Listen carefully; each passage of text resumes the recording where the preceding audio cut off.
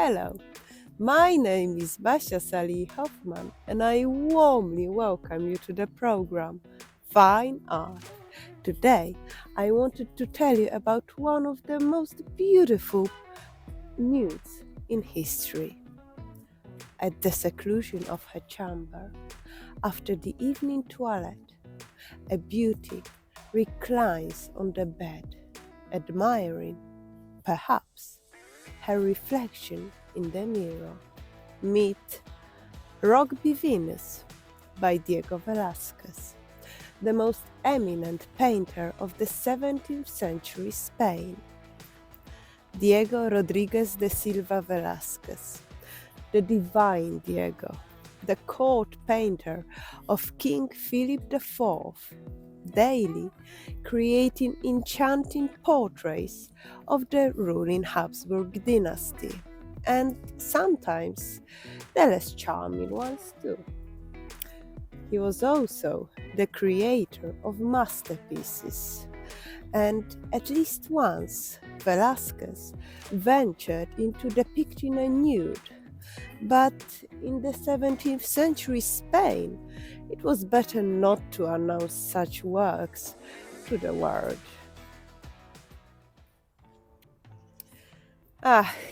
Spain, sun, beaches, the dazzling royal court. In the 17th century, they had something more: the Spanish Inquisition, an institution best kept in the dark about the creation of nudes, capable of condemning an artist for painting a representation of a naked woman with excommunication, hefty fines, or banishment, as these paintings were deemed to arouse desire. But fear not, Velázquez emerged unscathed. Firstly, he had influential protectors, with the king himself at the forefront. Secondly, the nudes were not intended for public display, as is common in today's museum. They were very private works, hung in bedrooms, where the head of the household would retire with his wife, meant to stimulate the senses and encourage action. Today, viewers are surrounded by nudity in public spaces, and the eroticism in old nudes often goes unnoticed in museums. They have lost their power. In the past, these paintings hung in the most private chambers, often behind a curtain, revealed not to everyone. The motif of the goddess of love, the goddess of beauty, Venus, admiring her beauty in the reflection of a mirror, was not invented by Velázquez. Other outstanding artists like Titian, Rubens, created their renditions of this theme. But their goddesses of beauty and love may not have withstood the test of time. Velázquez's Venus seems different, still captivating, perhaps because she is so mysterious. With her back turned to the viewer, the beauty presents her phenomenal, smooth, luminous body. The viewer cannot see the goddess's face. Her reflection in the mirror is blurred, indistinct.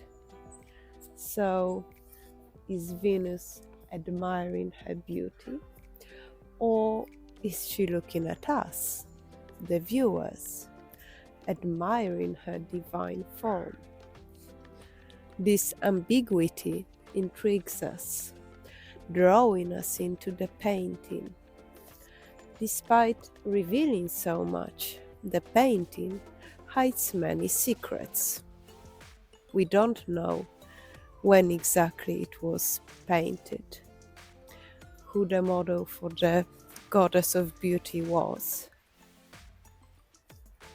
The researchers link the creation of the painting to Velázquez's second trip to Rome in mid-17th century, dating the work to that period. It is speculated that a certain inspiration for Velázquez's beauty could have come from an ancient sculpture then in the Eternal City, depicting Hermaphroditus. Hermaphroditus is an intriguing figure. When approaching the sculpture from behind, one admires the round feminine buttocks. However, when viewed from the front, this beauty surprises with male genitals. It makes one wonder how Venus might surprise us if we could see her from the front.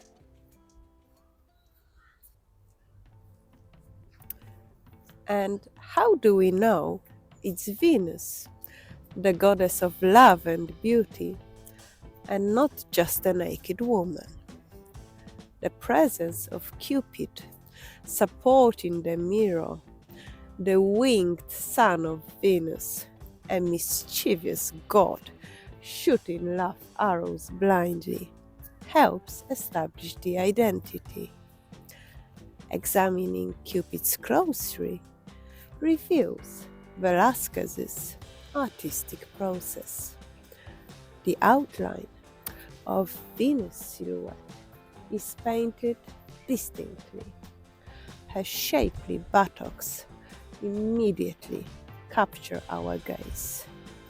Yet Cupid's left leg is barely suggested, almost translucent, as if about to dissolve into the bed linens. In many of Velázquez's works, we can observe his painterly bravado, sketchiness. The infants' dresses are not meticulously detailed, just a few very casual brush strokes. It's all about suggestion, a mirage. The painting can be interpreted literally as a sensory depiction of a beautiful nude woman. Yet, nudity signifies innocence. Naked in art is also personification of truth. Cupid's hands are bound with ribbons, a symbol of marital ties.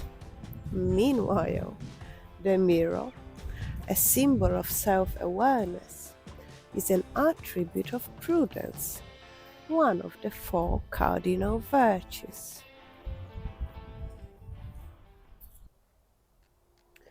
The exquisite buttocks of Venus, concealed for centuries in private palaces, were brought into the public eye in England at the beginning of the 20th century. The painting was purchased with public funds and exhibited for all to see.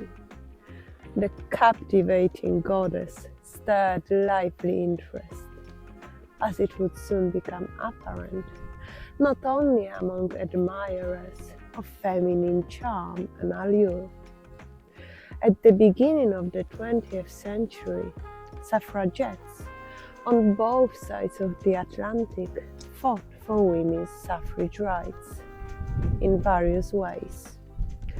On March 10, 1914, a woman named Mary Richardson visited the National Gallery in London, armed with a meat cleaver.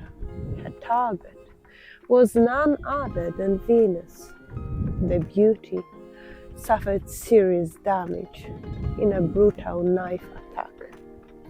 The assailant, arrested after the incident, delivered speeches in court claiming she aimed to destroy the painting of the most beautiful woman in mythological history, as protest against the arrest of another suffragette, Emmeline Pankhurst, whom she dubbed the most beautiful character in modern history.